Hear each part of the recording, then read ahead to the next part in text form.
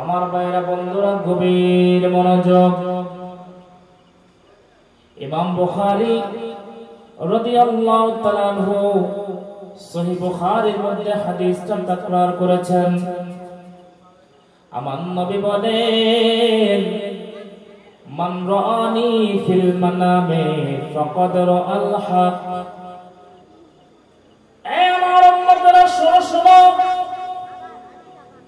কিয়ামত পর্যন্ত পৃথিবীর কোন মানুষ ঘুমের ঘরে যদি আমি রাসূলকে একবারের জন্য স্বপ্ন দেখে, মনে রাখবা স্বপ্ন নয়, সে যেন বাস্তবে আমি রাসূলের দিদার পেয়েছে। লিআন্না শাইতানা লা ইয়াতামাসসালু সূরাতি। আমার নবী বলেন, শয়তান দুনিয়ার সবার আকৃতি ধরতে পারলেও আমার নবীর সূরত কখনো ধরতে পারে না। জোরে বলেন সুবহানাল্লাহ। যে নবীকে স্বপ্ন দেখলে জাহান্নামের আগুন হারাম হয়ে যায়, সুবহানাল্লাহ বলবেন না? নবীকে স্বপ্ন দেখার আশা আছে না নাই? আল্লাহ রাসূলকে স্বপ্ন যদি দেখা যায় আর কোন চিন্তা আছে? লা তামাসসুন নারু মুসলিমান রাআনি। আমার নবী বলে, কেউ যদি আমি রাসূলকে দেখে ফেলে, ঈমানের সাথে দেখলে জাহান্নাম হারাম হয়ে যাবে। সুবহানাল্লাহ বলে। সেই নবীটি ইমাম সুয়ুতী রাদিয়াল্লাহু তাআলা আনহু 22 বার দেখেছেন সরাসরি। তিনি কত বড় মাপের আলেম ছিলেন, যিনি আমার নবীর মিলাদুন নবীর উপরে 400 পৃষ্ঠার একটা কিতাব লিখে দিয়েছেন। সুবহানাল্লাহ বলেন। ইমাম সুয়ুতী বলেন, আমি মিলাদুন নবী কোরআনে পাই, হাদিসে পাই, আমি মিলাদুন নবী সব জায়গায় পাই, অথচ আমাদের দেশে একজন মুসলমান এরা মিলাদুন নবী কোথাও পায় না। আমাদেরকে জুলুস পালন করতে তারা বাধা দেয়, মিলাদুন নবীর মাহফিল করতে বাধা দেয়, অথচ বাকি সবকিছু জায়েজ, আমার নবীর মিলাদুন নবী তাদের কাছে নাজায়েজ হয়ে যায়। জোরে বলে নাউযুবিল্লাহ।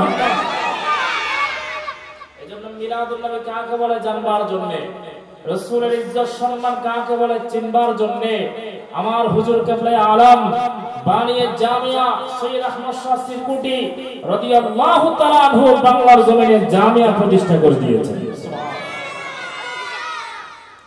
দাদা হুজুর কিবলা ওসমান তৈয়ব শাহ রাদিয়াল্লাহু তাআলা আনহু ঢাকার বুকে কাদরিয়া মাদ্রাসা প্রতিষ্ঠা করে দিয়েছেন। এই কেন প্রতিষ্ঠা করেছেন? বলে বাংলাদেশের মানুষকে ঈদে মিলাদুন নবী চিনাবার জন্য প্রতিষ্ঠান চালু করেছেন। এই দেশের মানুষের ঈমান আকীদা মজবুত করবার জন্য, এই দেশের মানুষের ঈমান থেকে সব ধরনের বাতিল আকীদা দূর করে আহলুস সুন্নাত ওয়াল জামাতের সঠিক আকীদার তালিম দেওয়ার জন্য গোটা বাংলার জমিনের আনাচে কানাচে আঞ্জুমানের অধীনে আজকে শত শত মাদ্রাসা প্রতিষ্ঠা হয়ে গেছে। জোরে বলি সুবহানাল্লাহ। আমি বলছিলাম, যারা মিলাদুন নবী পায় না তাদের চাইতে বড় আলেম ছিলেন ইমাম জালালউদ্দিন আস-সুয়ুতী রাদিয়াল্লাহু তাআলা আনহু, যিনি আমার নবীর মিলাদুন নবী পালন করেছেন। শুধু করেই শেষ করেন নাই, আমার নবীর মিলাদের উপরে তিনি কিতাব লিখে দিয়েছেন। সুবহানাল্লাহ। ইনি আলেম ছোট নাকি বড়? এ বাবা কথা বলেন, ছোট না বড়? কত বড় আলেম! যিনি বাড়ি হচ্ছে মিশরে, মিশরে তিনি জোহরের নামাজ পড়লে আসরের নামাজ তিনি আল্লাহর খানায় কাবায় পড়তে পারে। সুবহানাল্লাহ বলেন। আপনাদের কি মনোযোগ আছে? কি বলেন আছে? কথা কেন বলতেছেন? আপনারা কথা বলতে হবে। এ বাবা বক্তার সাথে শ্রোতার সাথে একটা কানেকশন লাগবে, তাহলে ওয়াজ। গতকাল রাতে মাহফিল করেছি আপনাদের পাশে রানীরহাট হালিমপুর। অনেক মানুষ আমি বলার আগেই তারা আওয়াজ করে। শ্রোতাদের যদি রিফ্লেকশনটা ঠিক মতো আসে, আওয়াজ আসে, তাহলে বক্তার কথা বলতে সুবিধা। আমার সাথে একটু কথা বলবেন, আওয়াজ করে কথা বলবেন। মাশাআল্লাহ, আপনাদের মাহফিল অনেক সুন্দর। আমি তো চট্টগ্রাম শহর থেকে আসছি, আমি মনে করেছি হয়তো বা ভিতরে কোথাও যাইতে হবে। এখন দেখি একেবারে মেইন রোডের পাশে। মাশাআল্লাহ, আপনাদের এই এলাকার পরিবেশ আসলে আল্লাহর সৃষ্টি না ঘুরলে দেখা যায় না, ঠিক কিনা বলেন? আল্লাহ বলছে দুনিয়া সফর করো, ভ্রমণ করো। দুনিয়া ভ্রমণ করলেই না আল্লাহর সৃষ্টি দেখতে পাবে। রাঙ্গামাটি জেলা মাশাআল্লাহ অনেক সুন্দর জেলা, ঠিক কিনা বলেন? একটু মেহরবানি করে আমার সাথে কথা বলবেন। যারা এসেছেন মাহফিলে আলোচনা করার জন্য পর্যাপ্ত পরিমাণে যা আপনার পরিবেশ তৈরি হয়েছে, আমরা আলোচনা শুনবো। আল্লাহ আমাদের এই মাহফিলটাকে যেন নাজাতের ওসিলা হিসেবে কবুল করে। আমরা সবাই পড়ি আমিন, আর কি পড়ি আমিন। সোনার মদিনায় আমার প্রাণের আওয়াজ সুন্দর হচ্ছে না। সোনার মদিনায় আমার প্রাণের মদিনা, বলো সোনার মদিনা।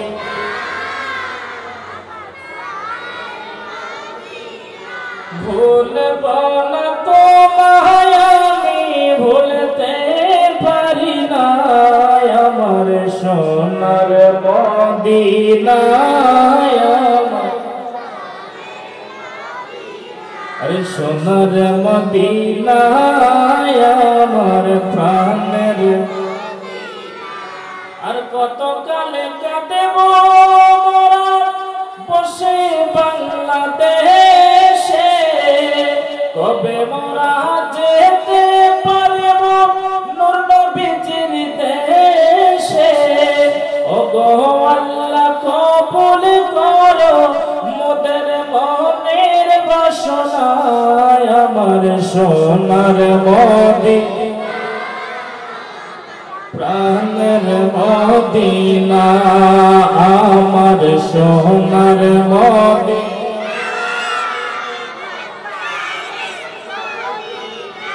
আমার বন্ধুরা গভীর মনোযোগ, বলতেছিলাম আমাদের দেশে একদল মুসলমান নবীর মিলাদ মানতে চায় না। আমার নবীর মিলাদুন নবী তারা পালন করতে চায় না, অথচ তাদের চাইতে ইমাম জালালউদ্দিন আস-সুয়ুতী রাদিয়াল্লাহু তাআলা আনহু কত বড় মাপের আলেম ছিলেন, যিনি আমার নবীর মিলাদুন নবী নিজে পালন করেছেন, সাথে সাথে কিতাব লিখে আমাদেরকেও পালন করার জন্য উৎসাহিত করেছে। জোরে বলেন সুবহানাল্লাহ। কত বড় আলেম! লিখিত কিতাব সর্বসুদূরের মধ্যে পাওয়া যায়। ইমাম জালালউদ্দিন আস-সুয়ুতী রাদিয়াল্লাহু তাআলা আনহুর বাড়ি ছিল মিশর। মিশরের মধ্যে ওনার হুজরা শরীফে জোহরের নামাজ আদায় করে তিনি আরাম করছেন। মনে রাখবেন, জোহরের নামাজ পড়ে খাওয়া দাওয়া করে কিছুক্ষণ বিশ্রাম নেওয়া আমার নবীর সুন্নাহ।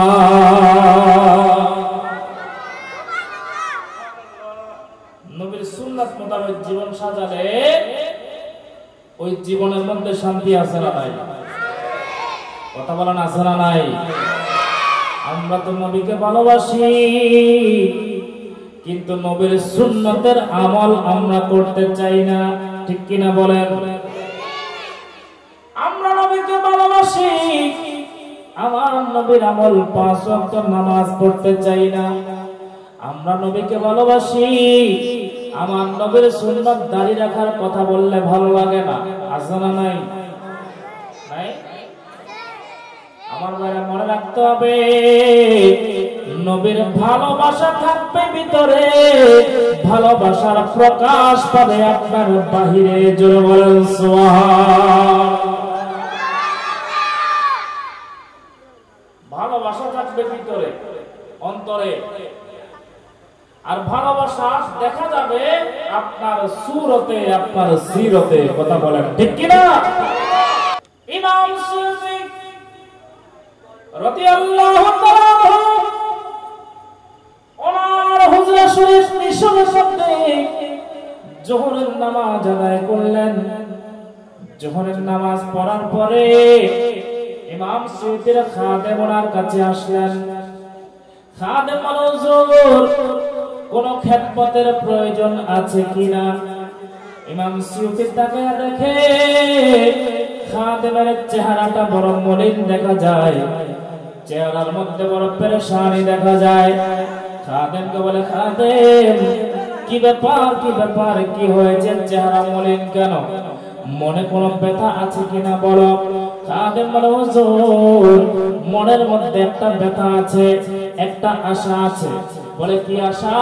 বলে, আমার মনটা চায় কপালের চোখ দিয়া জীবনে একবার যেন খানায়ে কাবা দেখতে পাই। সুবহানাল্লাহ। খানায়ে কাবা দেখার ইচ্ছা আমাদের আছে না নাই? মদিনা শরীফ যাওয়ার আশা আছে না নাই? আরে মনে বড় আশা ছিল যাবো মদিনা। আরেকটা আওয়াজে মহব্বতে বাবা একটু জবানটা বলে পড়েন। নবীর মাহফিলে এসে বসেছেন, এখানে বসলেও সওয়াব, এখানে যা বলবেন সবকিছু সওয়াব। এখানে যদি কারো ইন্তেকাল হয়ে যায় শহীদের দফতরে নাম চলে যাবে। একটু মহব্বতে পড়েন। মনে বড় আশা ছিল যাবো ও সালাম আমি করব গিয়ে, সালাম আমি করব গিয়ে নবীর রওজায়। মনে বড় আশা,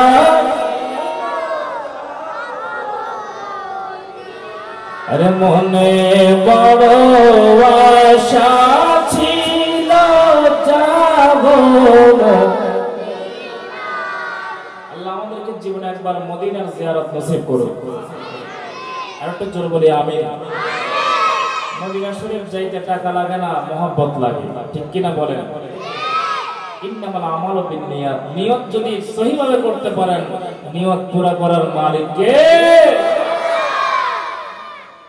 দেখবেন আমাদের দেশে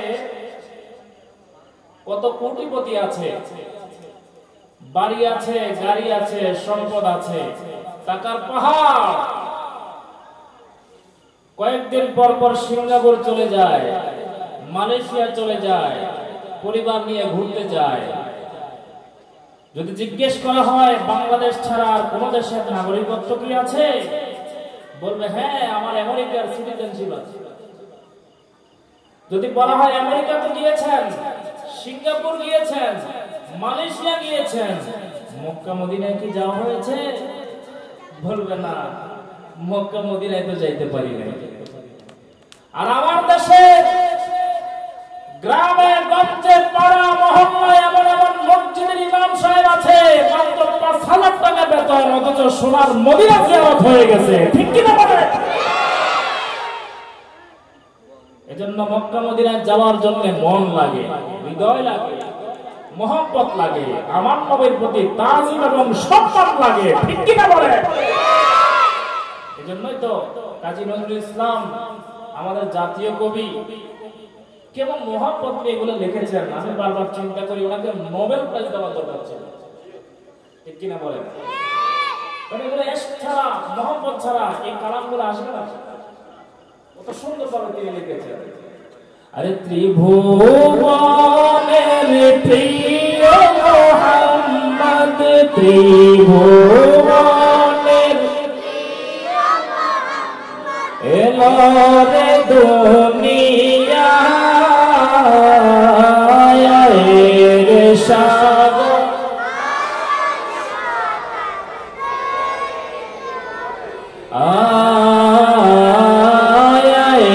রে সাগর আকাশ বাতাস দে। আমাদের জাতীয় কবি কাজী নজরুল ইসলাম। দেখেন আমাদের দেশে অনেক দাড়ি টুপি পাঞ্জাবি জুব্বাওয়ালা হুজুররা নবী চিনে নাই, নবীর শানে বেয়াদবিমূলক কথা বলে, ঈদে মিলাদুন নবীর বিরুদ্ধে ফতোয়া মারে। অথচ জেনারেল শিক্ষিত হয়ে কাজী নজরুল ইসলাম তিনি আমার নবীকে চিনতে পেরেছেন। এজন্য তো লিখে দিয়েছেন আমি যদি আরব হতাম মদিনারি পথ, আর সেই পথে মোর হেঁটে যেতে প্রিয় নবী হযরত। সুবহানাল্লাহ বলেন। কি মোহাম্মত নিয়ে লিখেছেন। আমি যদি মদিনার পথ হয়ে যেতাম, আমার পথের উপর তো নবীজি হেঁটে যেতেন। কেমন কালাম এগুলা! এক্স ছাড়া, ভালোবাসা ছাড়া, তাজিম ছাড়া এই সমস্ত কালাম আসবে না, ঠিক কিনা বলেন? এজন্য তো আল্লাহ কবুল করে নিয়েছেন। কেমন কবুল লিখেছেন? মসজিদেরই পাশে আমায় কবর দিও ভাই। কেমন কথা! মসজিদের পাশে আমায় কবর দিও ভাই। যারা ঢাকা গিয়েছেন, ঢাকা বিশ্ববিদ্যালয়ে দেখেন কাজী নজরুল ইসলামের কবরটা একেবারে মসজিদের সাথে লাগানো।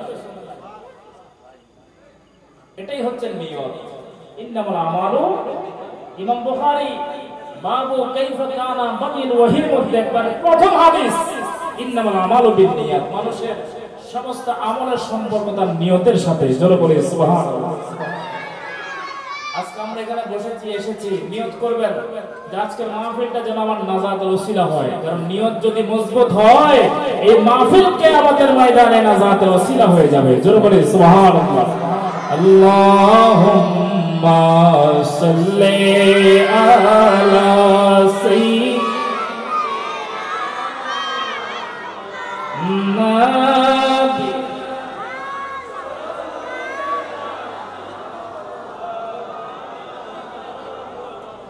বন জঙ্গলার বাঘ হরিণে চিনল আমার নবীকে।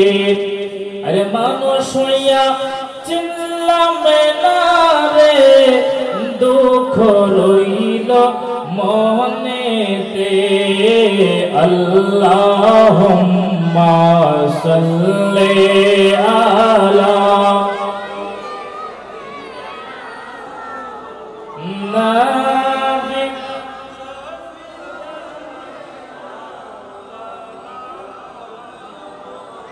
আমার বাড়ি বাংলাদেশে, নবী তোমার বাড়ি মদিনা।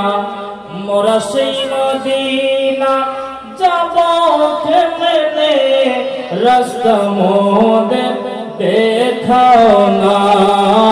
আল্লাহুম্মা সাল্লি আলা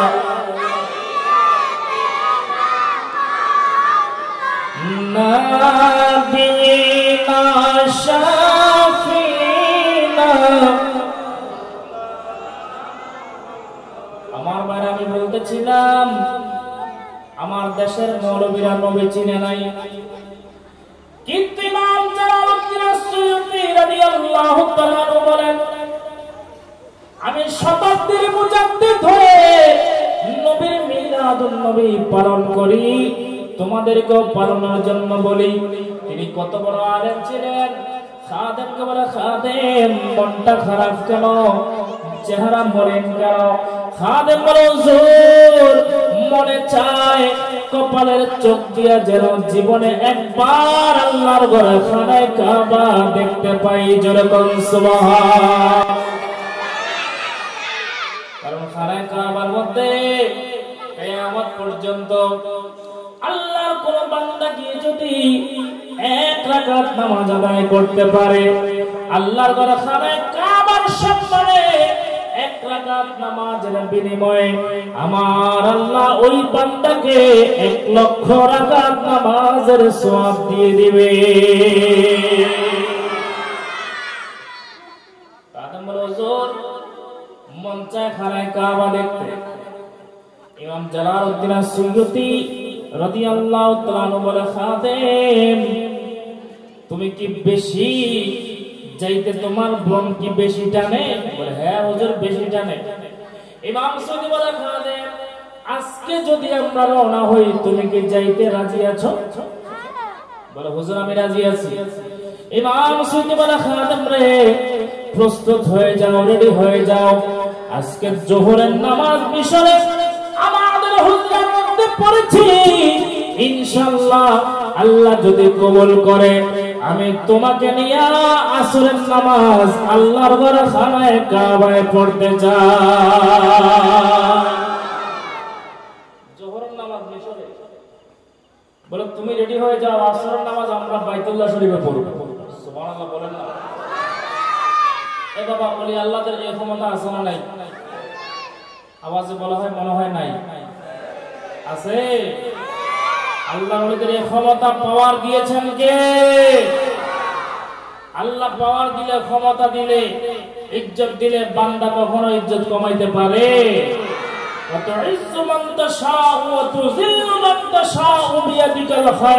ইজ্জতের মালিক কে? আবার বেইজ্জতি করেন কে?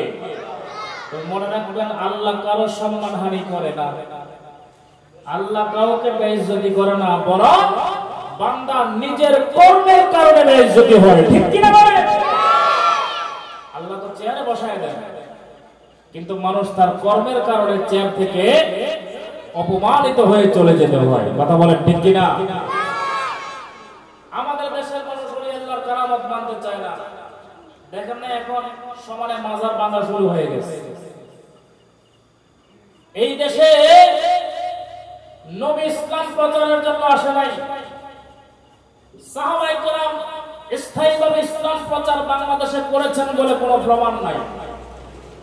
অথচ গোটা উপমহাদেশে আজ 60 থেকে 70 কোটি মুসলমানের বসবাস। কার মাধ্যমে হয়েছে? কাদের মাধ্যমে হয়েছে? বলে উপমহাদেশের মধ্যে যাদের মাধ্যমে মানুষ কালেমা পেয়েছে, যাদের মাধ্যমে দিন ধর্ম মাযহাব মিল্লাত পেয়েছে, তারা হচ্ছে হক্কানি রব্বানি আল্লাহর ওলিরা। জোরে বলেন সুবহানাল্লাহ। যাদের মাধ্যমে ইসলাম পেয়েছি, নামাজ রোজা হজ যাকাত পেয়েছি, তাদের মাজার ভাঙা হচ্ছে। শুধু মাজার ভেঙে ক্ষান্ত হচ্ছে না, আপনারা দেখেছেন মরা মানুষ কবর থেকে লাশ তুলে জ্বালিয়ে দেওয়া হচ্ছে। আমার হুজুর, আমার উস্তাদ এখানে সামনে আছেন। ১৫০০ বছর আগে আইয়ামে জাহিলিয়ার ইতিহাস আমরা পড়েছি, সেখানেও মরা মানুষের লাশ তুলে জ্বালিয়ে দিয়েছে, কোনো প্রমাণ নাই, কোনো ইতিহাস নাই। অথচ তারা মরা মানুষের লাশ জ্বালিয়ে দিয়ে প্রমাণ করছে এরাই হচ্ছে সবচাইতে বড় ধোঁকাবাজ, এরাই হচ্ছে সবচাইতে বড় উগ্রবাদী। কথা বলেন ঠিক কিনা? এগুলো ইসলামী সংস্কৃতি নয়। এরা আমাদেরকে যে ইসলামের তালিম দেয়, ওই ইসলাম মদিনার ইসলাম নয়। মদিনার ইসলাম সেই ইসলাম যে ইসলামের তালিম আহলুস সুন্নাত ওয়াল জামাতের আলেমরা আমাদেরকে মসজিদের মিম্বর থেকে, জুমার খেতাবত থেকে, মাঠে ময়দানে এই সমস্ত ওয়াজ মাহফিল থেকে, দরসের ময়দান থেকে দিয়ে দিচ্ছেন। জোরে বলেন সুবহানাল্লাহ। এজন্য মাজারকে সম্মান করবেন, জিয়ারত করবেন। তবে আবার মনে রাখবেন, জিয়ারতের নাম দিয়ে সেজদা করার কোনো সুযোগ আছে? মুসলমান আমরা জিয়ারত করব মাজারে, সেজদা করব মসজিদে। ঠিক কিনা বলেন? জিয়ারত হবে মাজারে আর সেজদা হবে মসজিদে। আল্লাহর ঘর মসজিদে গিয়ে সেজদা করবেন। মাজার ওয়ালার কাছে আমরা চাই না, আমরা মাজার ওয়ালার ওসিলা দিয়ে কার কাছে চাই? আল্লাহর কাছে চাই। আল্লাহ আমাদেরকে বুঝার তৌফিক দান করুন। একটু জোরে বলে আমিন। সালাতুন ইয়া রাসূলুল্লাহ আলাইকুম, সালাতুন ইয়া রাসূলুল্লাহ,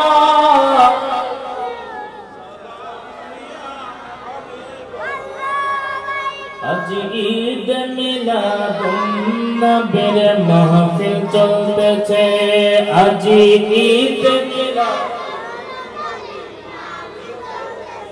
আনন্দ উল্লাসে সারা জগতে ভরেছে, আনন্দ উল্লাসে সারা জগতে ভরেছে, আজ ঈদ মিলাদুন নবীর,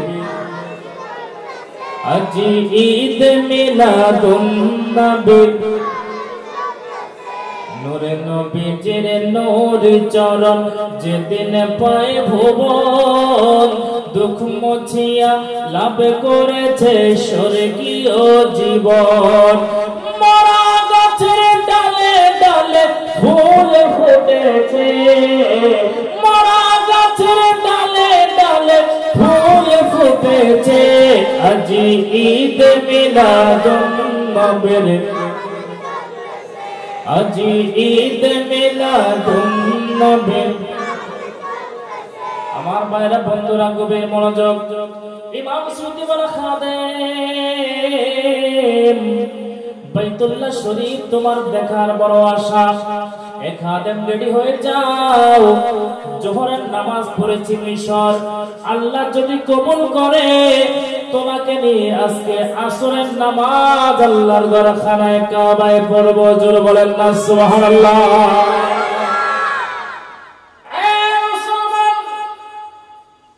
ইমাম জালালউদ্দিন সুয়ুতী রাদিয়াল্লাহু তাআলা হুজরা শরীফের দরজার মধ্যে দাঁড়াইলেন। খাদেমকে বলে, খাদেম আমার ডান হাতটা ধরে ফেলো।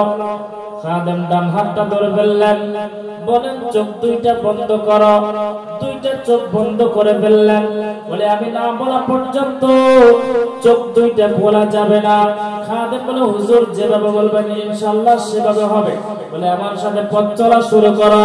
খাদেম বলে, আমি চোখ বন্ধ করি, আমার পীর মুর্শিদের হাত তোমার ধরে সামনের দিকে যেতে লাগলাম। মনে মনে গণা শুরু করলাম, কয়টা কদম সামনে দেই, কয় কদম সামনে দেই। বলে আমার বাড়ি থেকে 1 2 3 4 5 করতে করতে আমি যখন 27টা মাত্র কদম ফেললাম, 27টা কদম ফেলার পরে আমার কানের মধ্যে আল্লাহর ঘর খানায় কাবার হাজী সাহেবদের লাব্বাইক আওয়াজ আসা শুরু করেছে। কয় কদম? কথা বলেন, কয় কদম? বলে আমি মাত্র 27 কদম দিলাম। মুসলমান 27 কদম দেওয়ার পরে আমার পীর মুর্শিদ বলে, খাদেম চোখ দুইটা খোলো। ইমাম সুয়ুতী খাদেম বলেন, আমাদের বাড়ি মিশর থেকে আল্লাহর ঘর খানায় কাবা যাইতে 3 মাসের দূরত্ব, 3 মাসের রাস্তা। কিন্তু আমি আমার ঘর থেকে মাত্র 27টা কদম সামনে দিয়ে যেই মাত্র আমার চোখ দুইটা খুললাম, চোখ খুলে দেখতেছি আমি আর আমার পীর মুর্শিদ আল্লাহর ঘরে খানায় কাবার দরজায় দাঁড়িয়ে আছি। আর জোরে বলি সুবহানাল্লাহ। ক্ষমতা আছে না নাই? আছে না? সে বলি আল্লাহর শানে দুশমনি করা যাবে। মান আদালি ওয়ালিয়ান ফাকাদ আযানতুহু বিল হারব। হাদিসে কুদসির মধ্যে আমার আল্লাহ বলে, আমার ওলিদের শানে বেয়াদবি করলে আমি আল্লাহ তার বিরুদ্ধে যুদ্ধের ঘোষণা দিলাম। সুবহানাল্লাহ বলে। বান্দা হয়ে আল্লাহর সাথে মোকাবেলা করার সুযোগ আছে। সুতরাং ওলি আল্লাহর শানে কথা বলতে সাবধান। ঠিক কি না বলেন? অনেকে বক্তব্য দিয়েছিল, শাহ আমানতের দরবারে মশারি কেন টাঙায়, ওনারা কি মশা কামড়ায়? এক বক্তব্য দেওয়ার কারণে 12 বছর আল্লাহ মশার কামড় হয়েছে। কথা বলেন ঠিক কিনা? এজন্য সাবধান। আহলুস সুন্নাহ ওয়াল জামাত আমরা এমন এক আকীদার মধ্যে আছি, মা আনা আলাইহি ওয়া আসহাবি। আমার নবী বলেছেন এটা হবে আহলুস সুন্নাহ ওয়াল জামাত। যে দলের মধ্যে আমি নবীর আদর্শ আছে, আমার সাহাবায়ে কেরামের আদর্শ আছে, এটাই হচ্ছে আহলুস সুন্নাহ ওয়াল জামাত। জোরে বলি সুবহানাল্লাহ। আমার ভাইরা, এজন্য ওলি আল্লাহদের দামান ধরতে হবে। সুহবত বড় জিনিস। হক্কানি রব্বানি আলেমদের কাছে যাবেন, দোয়া নিবেন, ভাঙা তকদির আল্লাহ জোড়া লাগাই দেবে। সুবহানাল্লাহ বলেন না? আরে সোনা চাঁদি রূপা চাই না, চরণ ধুলি এই কামনা। সোনা চাঁদি রূপা চাই না, চরণ ধুলি এই কামনা। ভাঙা তকদির জোড়া লাগাইলে ও মুর্শিদ মোরে মদিনার গোলামি আমায়, মদিনার গোলামি আমায় দে ও মুর্শিদ মোরে মদিনার গোলামি আমায় দে। সুবহানাল্লাহ বলে। আদম বলে মাত্র 27টা কদম দিলাম, 27 কদম দেওয়ার পরে দেখি আমি আল্লাহর ঘরে খানায় কাবার সামনে আছি।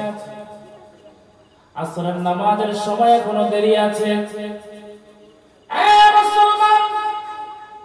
ইমাম সুয়ুতী বলেন আসরের নামাজের সময় তো এখনো অনেক বাকি, আসো আমরা একবার আল্লাহর ঘর তাওয়াফ করি। বলে আমি যখন তাওয়াফ করতেছি আমি দেখতেছি আমাদের বাড়ির, আমাদের এলাকার, আমাদের শহরেরও অনেক মানুষ এখানে দেখা যায়। সুবহানাল্লাহ। আমাদের শহরের অনেক মানুষ এখানে দেখা যায়। বলে তাদের সাথে আমার দেখা হয়েছে।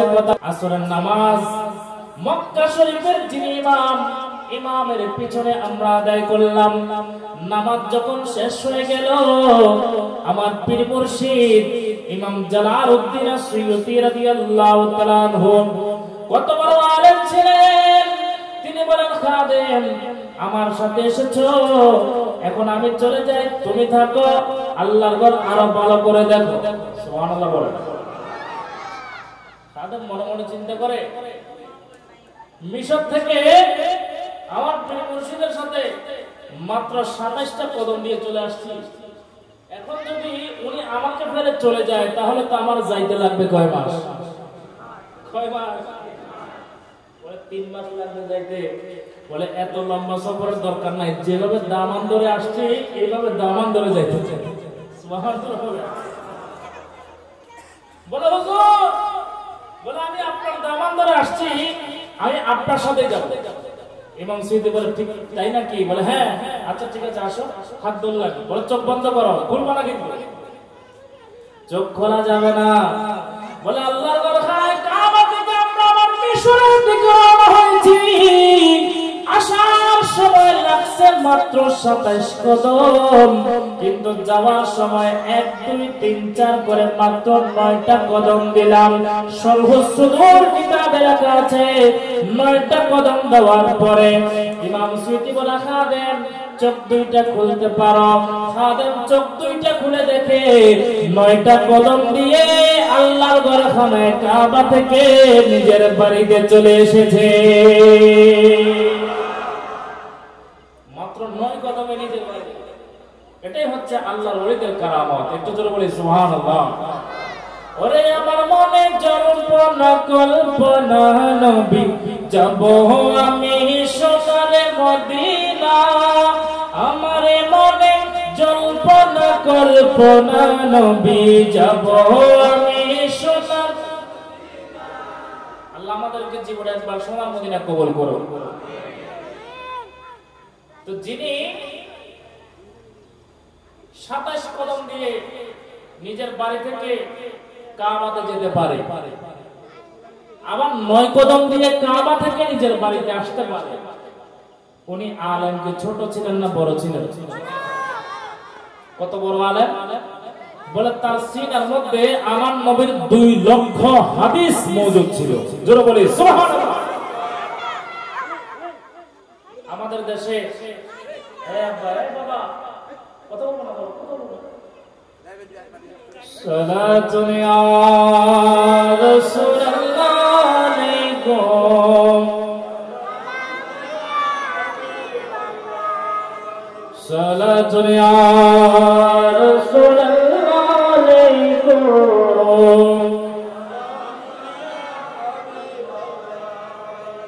अल्लाह अल्लाह क्या मुबारक नाम है,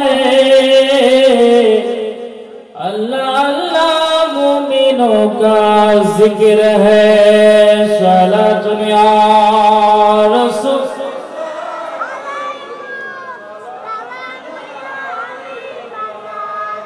আমার ভাইরা বলছিলাম যে ইমাম সুয়ুতী কত বড় মাপের আলেম। তিনি হাফিজুল হাদিস ছিলেন। আমার নবীর প্রায় 2 লক্ষ হাদিস তার সিনা মুবারকের মধ্যে জমা ছিল।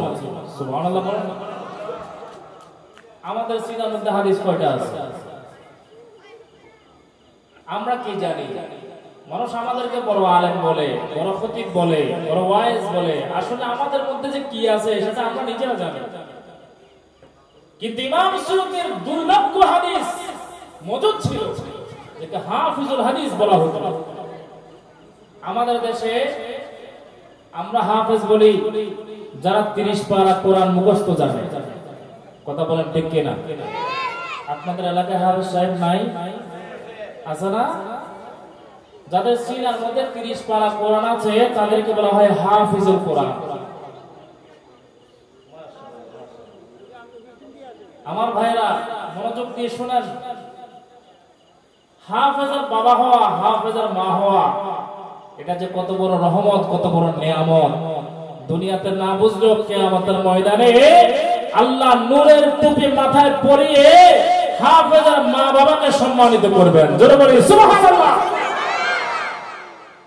এখন তো সন্তানদেরকে হাফেজ বানাতে চায় না, ডাক্তার বানায়, ইঞ্জিনিয়ার বানায়, প্রকৌশলী বানায়, রাজনীতিবিদ বানায়, কোরআনে হাফেজ বানাতে চায় না, আলেম বানাতে চায় না।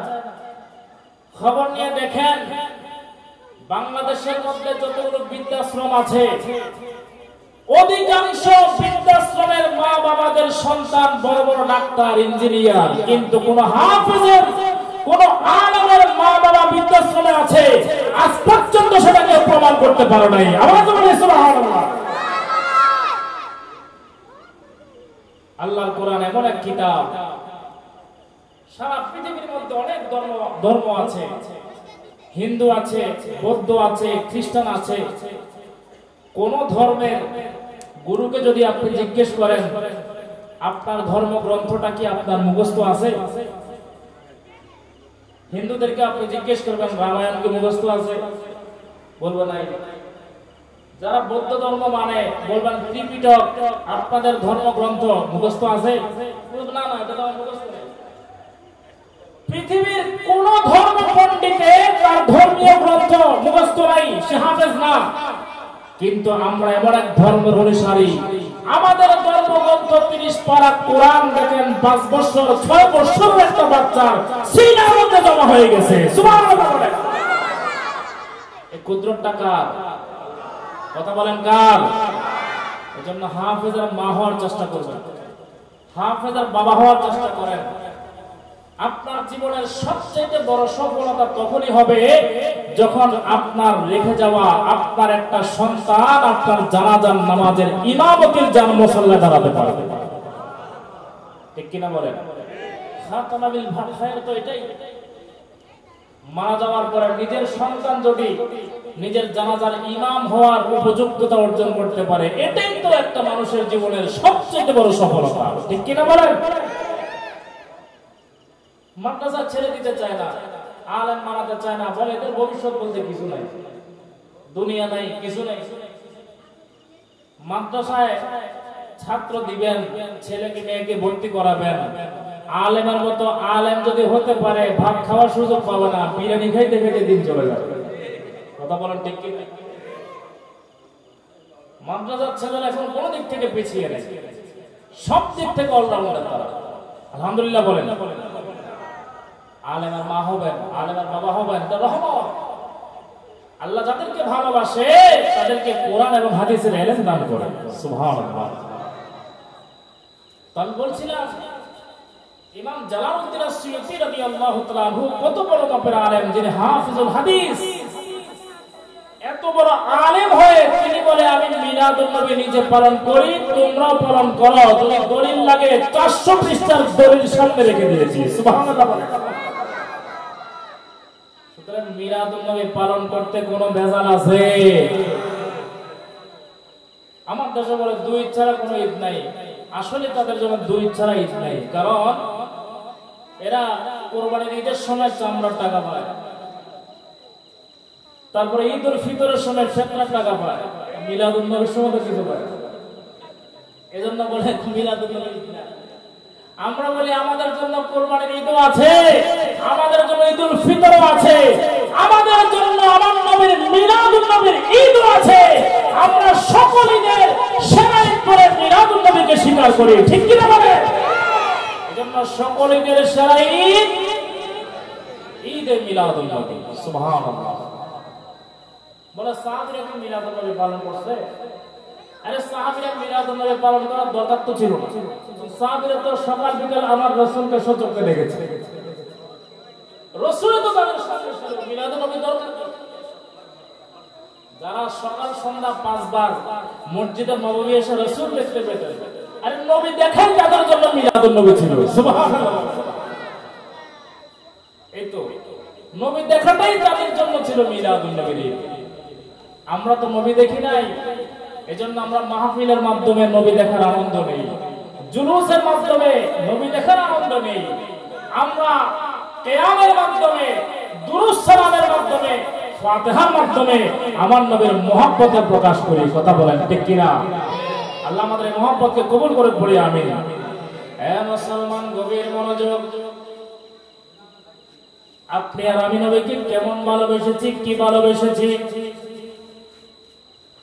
আমার ভাইরা, মালিকি মাযহাবের যিনি ইমাম মালিক বিন আনাস রাদিয়াল্লাহু তাআলা আনহু সাধারণ কোন আলেম ছিলেন না, সোনার মদিনার মানুষ ছিলেন। আমার নবীর মসজিদে নববীর একজন ইমাম ছিলেন। জোরে বল সুবহানাল্লাহ। ইমাম মালিক রাদিয়াল্লাহু তাআলা আনহু সারা জীবন হজ করেছেন মাত্র একবার। কথা বলেন কয়বার? আমাদের মাযহাবের যিনি ইমাম, ইমামে আযম আবু হানিফা রাহমাতুল্লাহি আলাইহি, জীবনে পড়ে দেখলাম কুফা থেকে আমার ইমামে আযম আল্লাহর দরবারে কাবায় গিয়ে 70 বছর হায়াতের জীবনীতে হজ করেছেন 55 বার। আর একটু জোরে বলেন। হানাফি মাযহাবের আমাদের ইমাম হজ করেছেন 55 বার, অথচ বাড়ি হচ্ছে ইরাকের কুফাতে। আর মালিকি মাযহাবের ইমাম মালিকের বাড়ি ছিল মদিনায়। মদিনার মানুষ হয়েও তিনি হজ করেছেন জীবনে মাত্র কয়বার? কথা বলেন কয়বার? একবার। মুসলমান, প্রত্যেক বছর যখন হজের মৌসুম চলে আসে, মদিনা শরীফ থেকে কাফেলা করে অসংখ্য মানুষ হজ করার জন্য খানায়ে কাবার দিকে রওনা হয়ে যায়। ইমাম মালিক রাদিয়াল্লাহু তাআলা আনহুর খাদেমরা বলে, হুজুর, আপনি এত বড় মাযহাবের ইমাম, এত বড় আলেম হয়েও আপনি কেন সুযোগ থাকার পরেও প্রত্যেক বছর হজ করতে মক্কাতে যান না? কেন যান না? কারণ কি? ইমাম মালিক বলে, এ আমার মুরিদরা, এ আমার আশিকিনরা, শুনো শুনো, আমার মন চায় প্রত্যেক বছর মদিনা শরীফ থেকে খানায়ে কাবা গিয়ে হজ করার জন্য, কিন্তু মন চাইলে কি হবে? আমার মনে একটা বড় আশা আছে, আমি মনে মনে একটা নিয়ত করে রেখেছি। বলে, হুজুর, কি নিয়ত করেছেন? বলে, আমি নিয়ত করেছি আমি ইমাম মালিকের মৃত্যুটা যখন হবে, আমার মৃত্যুটা যেন নবীর শহর সোনার মদিনাতে হয়ে যায়। এখন আমি হজ করার জন্য মদিনা শরীফ থেকে যদি বের হয়ে যাই, মদিনার সীমানা থেকে বাইরে যদি চলে যাই, ওই জায়গায় যদি আমার মরণ হয়ে যায়, তাহলে তো নবীর শহরে মৃত্যুর ফজিলত থেকে বঞ্চিত হয়ে যাব। আর যেই শহরের মধ্যে আমার নবী আছে, যেই শহরের মধ্যে নূর নবীর জিসিম মুবারক আছে, ওই শহরে মৃত্যুবরণ করা এটা হচ্ছে তাকদীরের বিষয়। কথা বলেন ঠিক কিনা? মৃত্যু আমাদের জীবনে আছে না নাই? কথা বলেন আছে না নাই? ওই আমি চলে যাব, আমায় তোমরা ভুইলা যাইও না। আমি চলে যাব, আমায় তোমরা ভুইলা যাইও না। আমার মরণ আসিবে কখন কেউ তো জানে না। আমার মরণ এই দুনিয়া চিরজীবনে থাকার জায়গা না, অন্ধকারে কবরে যে আমার আসলে ঠিকানা। ঠিক কিনা বলে? আরে এই দুনিয়া চিরজীবন থাকার জায়গা না, অন্ধকারে কবরে যে আমার আসলে ঠিকানা। সবাই রেখে আমায় চলে যাবে, সঙ্গী হবে না। সবাই রেখে আমায় চলে যাবে, সঙ্গী হবে না। আমার মরণ আসিবে কখন কেউ তো জানে না। জোরে বলেন সুবহানাল্লাহ। আরে কবর মাঝে মা বাবাকে পাওয়া যাবে না, দেখবো যাকে তিনি হলেন শাহে মদিনা। সুবহানাল্লাহ বলে। কবরে নবী আসবে কি আসবে না? নবীর আসার ক্ষমতা আছে না নাই? ওমা কুনতা তাকুলু ফি হাক্কি হাযার রাজুল বলে যখন প্রশ্ন করা হবে, পর্দা উঠে যাবে, মানুষ নিজের কবর থেকে আমার নবীর নূরানি চেহারা দেখতে পাবে। এই হায়, কবরে নবী চলে আসবে। ইমামে আলা হযরত আজিমুল বরকত, ইমাম ইশক মুহাব্বত আমার আহমদ রাজা আশরাফ ফাযিল বরলভী রাদিয়াল্লাহু তাআলা আনহু জীবনের শেষ প্রান্তে ওসিয়তনামা লিখেছেন। ওসিয়তনামার মধ্যে একটা পয়েন্টে লিখেছেন যে আমার কবরটা এমন ভাবে গভীর করে খনন করবা যেন আমি দাঁড়াইতে পারি। সুবহানাল্লাহ বলেন না? আপনারা আওয়াজটা করতেছেন না, জোরে বলেন না সুবহানাল্লাহ। এমন ভাবে খনন করবা যেন দাঁড়াইতে পারি। প্রশ্ন করে হুজুর কবরে কেন দাঁড়াবেন? বলে সারা জীবন তো নবীকে না দেখে সালাম দিয়েছি। আরে আমার কবরে 3 নম্বর প্রশ্নের সময় যখন নবী আসবে, আমি আমার আলা হযরত আহমদ রাজা বসে থাকবো, এটা হতে পারে না। নবী যখন কবরে আসবে, আমি ইয়া নবী সালাম আলাইহি কবরে দাঁড়াতে চাই। জোরে বলেন সুবহানাল্লাহ। এটা নাম হচ্ছে আদব। এজন্য তো শায়ের লিখে দিয়েছে, আরে কবর মাঝে মা বাবাকে পাওয়া যাবে না, দেখবো যাকে তিনি হলেন শাহে মদিনা। ও ভাই বুঝবি তখন নবী বিনে আপন কেহ না। ও ভাই বুঝবি তখন নবী বিনে আপন কেহ না। আমার মরণ আসিবে কখন কেউ তো জানে না। সুবহানাল্লাহ বলেন। এখন ইমাম মালিক বলেন, আমি মনে মনে নিয়ত করেছি আমার মৃত্যুটা যেন আমার নবীর শহর সোনার মদিনাতে হয়। আরে কেমন দোয়া আল্লাহর দরবারে করেছেন। ইমাম মালিক রাদিয়াল্লাহু তাআলা আনহু এত বড় আশিক রাসূল ছিলেন। মদিনা শরীফে তার জন্ম। বলে আমার স্বাভাবিক জ্ঞান যখন এসছে, আমি যখন শরীয়তের মাপকাঠির মধ্যে চলে আসছি, আমার ভক্তি হওয়ার পর থেকে জীবনে কোনোদিন আমি ইমাম মালিক জুতা পায়ে দিয়ে সোনার মদিনায় হাঁটি না। বলে জুতা কেন পায়ে দেন না? বলে যেই শহরে আমার নবী শুয়ে আছেন, যে রওজাতে আমার নবী মদিনা শরীফে আছেন, সেখানে জুতা পায়ে দিয়ে হাঁটা আমার জন্য বেয়াদবি। এশক কাকে বলে? বলে আমি এখন মদিনা শরীফ থেকে যদি হজের সফরে বের হয়ে যাই, তাহলে ওই সফররত অবস্থায় যদি আমার ইন্তেকাল হয়ে যায়, মদিনা শরীফের ফজিলত থেকে বঞ্চিত হয়ে যাব। এই জন্য আমি হজ করার জন্য মনে আশা থাকলেও নবীর শহর ছেড়ে আমি কোথাও যাই না, কোথাও যাই না। এ মুসলমান, এবার হজের সময়ে জীবনের শেষ প্রান্তে যখন তিনি এসে গেলেন, বয়স্ক হয়ে গেলেন, বৃদ্ধ হয়ে গেলেন, এবার মনটা বেশি চায় শেষবারের জন্য যেন আল্লাহর ঘর খানায় কাবায় যাইতে পারে।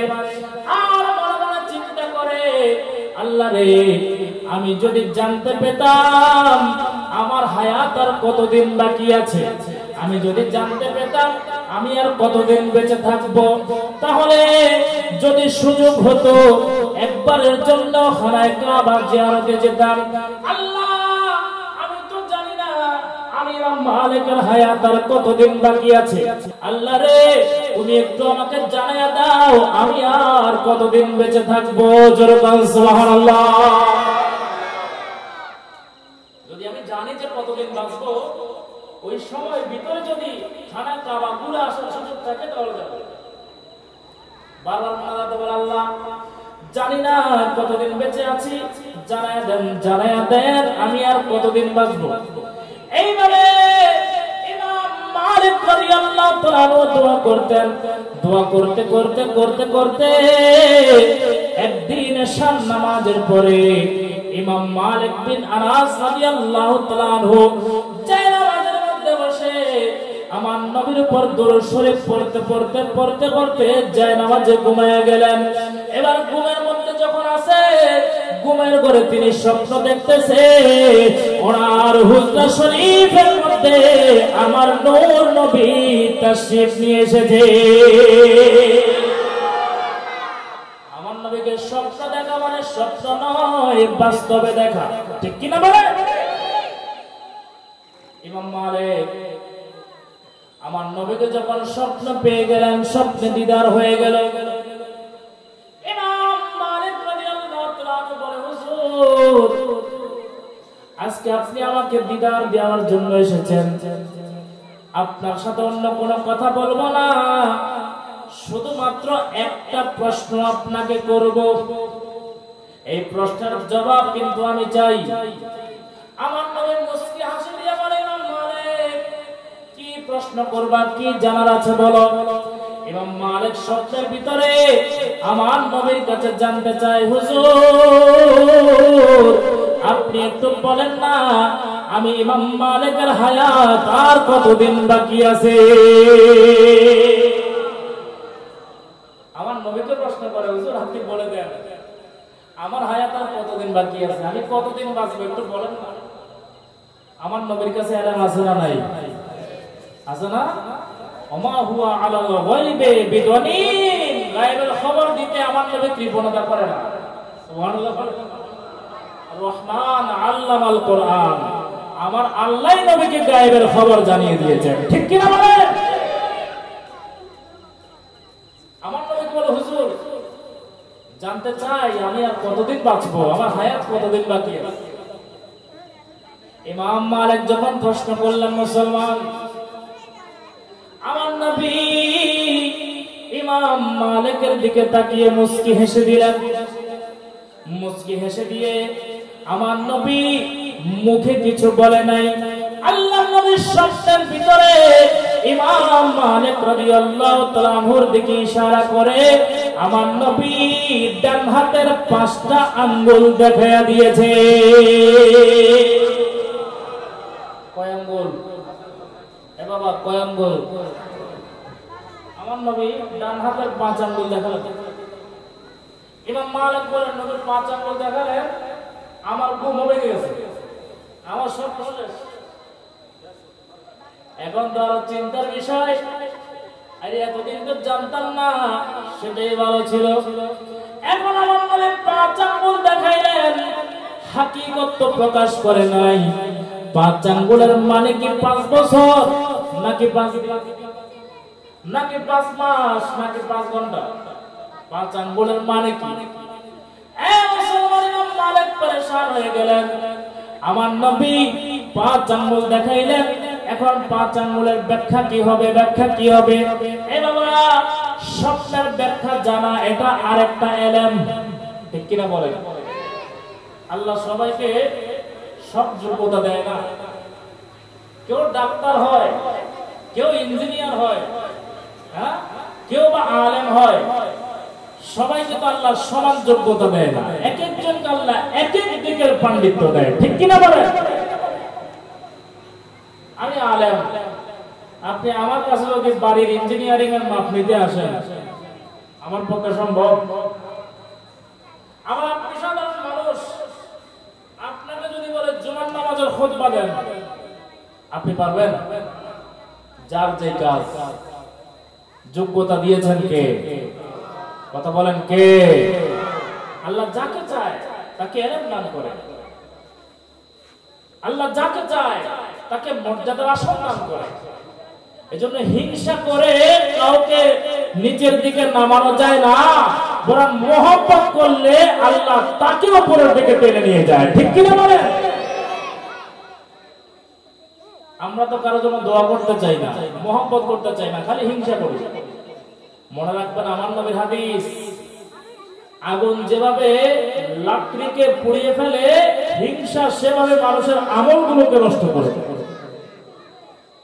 এজন্য কাউকে কারো উন্নতি দেখে হিংসা করবেন না, দোয়া করবেন। কি করবেন? দোয়া করবেন। আমাদের দেশে এই এক সমস্যা, আজীব সমস্যা। কেউ একজন উপরের দিকে উঠছে, বাকিরা কিভাবে ওনাকে নিচে নামাবে সেই চিন্তায় ফেলেছে। কারো একটা ছেলে আলেম হচ্ছে, দেখা যাচ্ছে আরেকজন সেটা মানতেই পারছে না। আল্লাহ আমাদেরকে সহি সমঝ দান করে, বলি আমিন। সালাতুন ইয়া রাসূলুল্লাহ আলাইকুম, সালাতুন ইয়া রাসূলুল্লাহ আলাইকুম।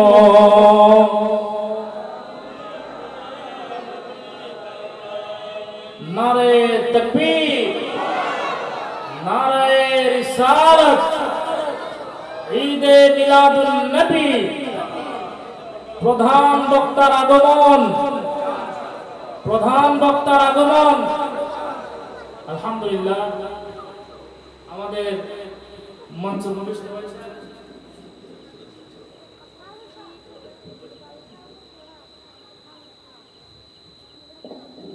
আজকের মাহফিলের সম্মানিত প্রধান বক্তা আমার বন্ধুবর, আমরা জামিয়া আহমদিয়া সুন্নিয়া কামিল মাদ্রাসা থেকে ফাজিল, কামিল, তারপরে তাফসীরের উপরে অনার্স, মাস্টার্স আমরা একসাথে করেছি। আলহামদুলিল্লাহ পড়ি। আমরা ছাত্র, আমাদের পাশে বসে আছেন আমাদের ওস্তাদ। আলহামদুলিল্লাহ বলেন না?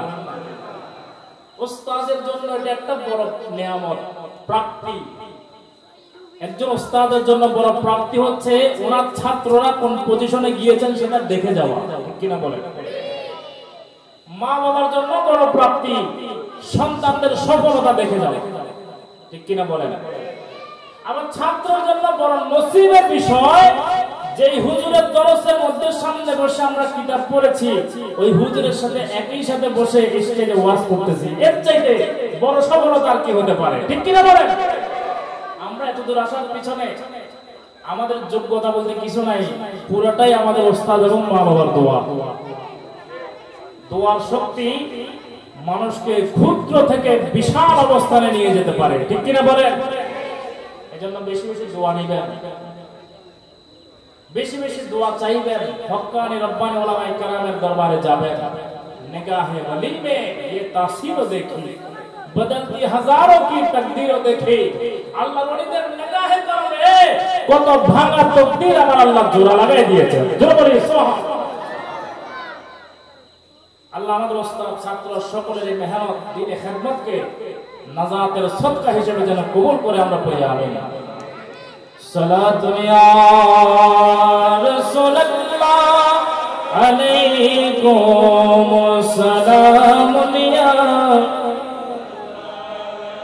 আজো কেন বিলম্ব মন দয়াল নবীর জিয়ারত, আজো কেন বিলম্ব মন দয়াল নবীর জিয়ারত, আজো কেন বিলম্ব মনে দয়াল নবীর জিয়ারত, দয়াল নবীর জিয়ারত গেলে বুঝবি মদিনাটা আসলে জান্নাত। জোরে বলে সুবহানাল্লাহ।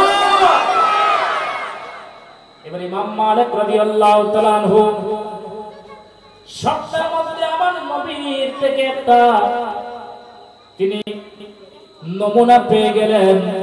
আমার নবী কতদিন বেঁচে থাকবেন প্রশ্নের জবাবে দেখাইলেন আঙ্গুল কয়টা। কয়টা? কারা কারা ঘুমান হাত তোলেন। মাশাআল্লাহ, সব ঘুমের মধ্যে আছে। আমি চিল্লাই গলা গলা ফাড়াই ফেলতেছি, এরা সবাই ঘুম দেখেছে। সবাই আছেন তো আপনারা? সবাই আছেন? মাহফিলের শেষে কি বিরিয়ানি আছে? মাশাআল্লাহ আসলে দেখেন। তার মানে আখেরি মুনাজাতের আগে কেউ যাবে না, নিয়ত করে বসছে, ঠিক কিনা? আমার ভাইরা, আমি আর 5 মিনিট শেষ করে দিচ্ছি, আমার বন্ধু চলে আসছে। আল্লাহ আমাদের মহব্বতকে কবুল করুন পড়ে আমি। তো যেটা বলছিলাম, আমার নবী ইমাম মালিককে স্বপ্নের ভিতরে আঙ্গুল দেখিয়েছেন। কয়টা? 5 আঙ্গুল দেখালেন। 5 আঙ্গুল দেখালেন। ইমাম মালিক বলে, আমি তো ফিকহের ইমাম, কিন্তু স্বপ্নের যে ব্যাখ্যা, স্বপ্নের সে ইলম, এটা তো আমার কাছে নাই। এখন 5 আঙ্গুলের মানে কি এটা জানার দরকার আছে না নাই? আছে না? তৎকালীন সময়ে মদিনা শরীফের মধ্যে একজন স্বপ্নের ব্যাখ্যাকার বড় আলেম ছিলেন। তাফসীরের কিতাবের প্রতি পৃষ্ঠা পৃষ্ঠার নাম আছে মুহাম্মদ ইবনে সিরিন রাদিয়াল্লাহু তাআলা। ওনার কাছে স্বপ্নের যে ব্যাখ্যার ইলম ছিল, যে ইলমটা আল্লাহ দান করেছেন। সুবহানাল্লাহ বলেন। খাদেম মুহাম্মদ ইবনে সিরিনের দরবারে চলে গেলেন আর বললেন, মদিনা শরীফের মধ্যে গতকাল রাত্রে একজন আশিক আল্লাহর নবীকে স্বপ্ন দেখেছে। স্বপ্নের ভিতরে কতদিন বেঁচে থাকবেন জানতে চাওয়া হলে আমার নবী 5 আঙ্গুল দেখালেন। এখন আপনি বলেন 5 আঙ্গুল দ্বারা আমার নবী কি বুঝাইলেন? মুহাম্মদ ইবনে সিরিন বলেন, 5 আঙ্গুল নবী দেখিয়েছেন, এটার ব্যাখ্যা আমার কাছে জানা আছে। তার আগে জানতে চাই মদিনা শরীফের মধ্যে স্বপ্নটা কোন ব্যক্তি দেখেছে, তার পরিচয় কি? খাদেম বলে, আমার পরিচয় দেওয়া নিষেধ আছে, অনুমতি আমাকে দেওয়া হয় নাই। মুহাম্মদ ইবনে সিরিন বলে, তুমি যদি পরিচয় না দাও আমার বুঝতে অসুবিধা নাই। এই মুহূর্তে সোনার মদিনায় আমার নবীকে দেখার জন্য যারা হকদার আছে তাদের মধ্যে সবার আগে ইমাম মালিকের নামটা আসবে। তিনি ছাড়া নবীকে স্বপ্ন দেখার বড় হকদার এই মুহূর্তে মদিনা শরীফের মধ্যে দ্বিতীয় কেউ নাই, তিনি দেখেছেন। নাম যখন প্রকাশ করে দিয়েছেন, খাদেম বলে, হুজুর আমি বলার আগে তো আপনি বলে দিলেন। বলে, আমার নবী 5 আঙ্গুল দেখালেন। 5 আঙ্গুল দেখায় আমার নবী কুরআনুল কারীমের একটি আয়াতের দিকে ইশারা করেছেন। সূরা লুকমানের 34 নম্বর আয়াত, যে আয়াতের দিকে আমার নবী ইশারা করেছেন। এমন 5টা জিনিস আছে যেই 5টা জিনিসের খবর আল্লাহ ছাড়া আর কারো বলার অনুমতি নাই। সুবহানাল্লাহ। কয়টা জিনিস? তিনি তো জানতে চেয়েছেন আরে কতদিন বাঁচবো। আমার 5 আঙ্গুল দেখালেন। এই 5 আঙ্গুলের ব্যাখ্যা সূরা লুকমানের আয়াত নাম্বার 34। বলে, এমন 5টা বিষয় আছে যে 5 বিষয়ের ইলম আল্লাহর জন্য খাস। নবী জানেন কিন্তু বলার পারমিশন নাই। বলে, 1 নাম্বার কি? ইন্নাল্লাহা ইনদাহু ইলমুস সাআ, কিয়ামত কখন হবে, কোন দিন হবে, কোন মাসে হবে, পৃথিবীর কেউ জানে না, একমাত্র একজন জানে। এ বাবা জবান খুলে বলেন তিনি কে? আল্লাহ ছাড়া কেউ জানে? আমাদের দেশের আহলে হাদিসের অনেক আলেমরা আছে, এরা বলে 2026 সালে নাকি কিয়ামত হবে। এই সমস্ত খবর তারা কোথায় পায়? কেউ 1990 সালে ফুটবল খেলে, কেউ বা রকেট ছাড়া চলে না। এখন আবার একজন বলতে যে 16 বছর ধরে নাকি ঢাকা বিশ্ববিদ্যালয়ের মধ্যে আযান দেওয়ার পারমিশন ছিল। নাউজুবিল্লাহ বলবেন না? যেই সমস্ত বক্তারা শত শত মানুষের সামনে বসে সরাসরি মিথ্যা কথা বলতে পারে, নিঃশর্তভাবে আমরা বলতে চাই এদেরকে দিয়ে বাংলার জমিনে কখনো ইসলাম কায়েম হবে? এদের মিথ্যাবাদী। যারা ধর্ম নিয়ে মিথ্যাচার করতে পারে, ঈমান নিয়ে মিথ্যাচার করতে পারে, এদের কাছে মুসলমানের ঈমান কখনো আমানত হবে? আল্লাহ আমাদেরকে বুঝার তৌফিক দান করুন। আমার নামে 5 আঙ্গুল দিয়ে বুঝাইলেন 5টা বিষয় এলাম আল্লাহর কাছে। 1 নম্বর হচ্ছে কিয়ামত কখন হবে আল্লাহ জানে। 2 নম্বর ইউনাজ্জিলুল গায়স, বৃষ্টি কখন কোথায় হবে শুধুমাত্র আল্লাহ জানে, ঠিক কিনা বলেন? দেখবেন আপনাদের রাঙ্গামাটির আকাশে বৃষ্টি দেখা যায়, কিন্তু একটা বাতাস আসছে, বৃষ্টি রাঙ্গামাটি থেকে খাগড়াছড়ি চলে গেছে, ঠিক কিনা? এখানে বৃষ্টি নেই। বৃষ্টি কখন কোথায় নাযিল হবে শুধুমাত্র আমার আল্লাহ জানে, ঠিক কিনা বলেন? ওয়ায়ালামু মা ফিল আরহাম, মায়ের গর্ভের ভিতরে ছেলে আছে নাকি মেয়ে আছে পৃথিবীর কেউ জানে না, কিন্তু আমার আল্লাহর জানা আছে না নাই? আল্লাহ জানে। তারপরে আমার নবী 5 আঙ্গুলের ইশারা দিয়ে একটা বুঝাচ্ছেন, ওয়ামা তাদরি নাফসুম মাযা তাকসিবু গাদান, আগামীকাল আপনি কি অর্জন করবেন, আপনার নসিবে কি রিজিক আছে আপনি আজকে জানেন না, আপনার আগামীকালের বাজেট কি সেটা আমার আল্লাহর কাছে জানা আছে না ভাই? শুধু তাই নয়, আমার নবী 5 আঙ্গুল দিয়ে আরেকটা জিনিস বুঝিয়েছেন, ওমা তাদরি নাফসুন বিআইয়ি আরদিন তামুত, কার মৃত্যু কখন হবে, কোথায় হবে কেউ জানে না, একজন জানে, তিনি কে? আমার নবী 5 আঙ্গুল দিয়ে ইমাম মালিককে এই বুঝিয়েছেন, এই ইমাম মালিক তুমি জানতে চেয়েছো কখন মারা যাবা, কোথায় মারা যাবা, বুঝবা এই খবরটা আমি রাসূল দিতে পারবো না, এই খবরটা জানে একমাত্র আমার আল্লাহ। জোরে বলে সুবহানাল্লাহ। আলহামদুলিল্লাহ, আপনাদের অত্র এই এলাকার সকলের সার্বিক সহযোগিতায় অত্যন্ত চমৎকার মনোমুগ্ধকর একটা পরিবেশ মাহফিল আপনারা উপহার দিয়েছেন। আমরা সুদূর চট্টগ্রাম শহর থেকে এসেছি কষ্ট করে, আলোচনা করে, আপনাদের আন্তরিকতা মহব্বত এত বেশি মজা লেগেছে, ভালো লেগেছে। আপনাদের সকলের জন্য মন থেকে দোয়া। আর একটি অনুরোধ, সেটি হচ্ছে আপনারা আপনাদের মসজিদে যিনি ইমাম আছেন, যিনি খতিব আছেন, যিনি মুয়াজ্জিন আছেন, তাদেরকে ভালোবাসবেন, মহব্বত করবেন। মনে রাখবেন, যারা ওয়াজি বক্তা এরা হচ্ছে একদিনের মেহমান। আপনার খতিব, আপনার ইমাম, আপনার মুয়াজ্জিন যিনি হচ্ছেন সারা বছরের মেহমান, ঠিক কিনা বলেন? আমরা একদিনের বক্তাকে পকেট করে টাকা দেই, আর যিনি সারা বছর ধরে আমার ঈমান নিয়ে কথা বলছে, আমার আকীদার হেফাজত করছে, ওনার ক্ষেত্রে বহু সময় আমরা বেখেয়াল হয়ে যাই। এরকম যেন না হয়, ইনসাফ করবেন, মহব্বত করবেন। মনে রাখবেন, আপনি দুনিয়াতে যাকে ভালোবাসবেন তার সাথে আপনার হাসর নাসর হয়ে যাবে। উলামায়ে কেরামের সাথে সম্পর্ক রাখবেন, সোহবত রাখবেন, কিয়ামতের ময়দানে আলেমদের দামান ধরে আল্লাহর জান্নাতে চলে যেতে পারবেন। জোরে বলি সুবহানাল্লাহ। আজকের মাহফিলের সার্বিক সফলতা কামনা করে, আপনাদের সকলের সুস্বাস্থ্য দীর্ঘায়ু কামনা করে, আমার উস্তাদ হুজুরের কাছে দোয়া চেয়ে আমি আমার অসমাপ্ত আলোচনা এখানে শেষ করছি। আসসালামু আলাইকুম ওয়া রাহমাতুল্লাহি ওয়া বারাকাতুহু।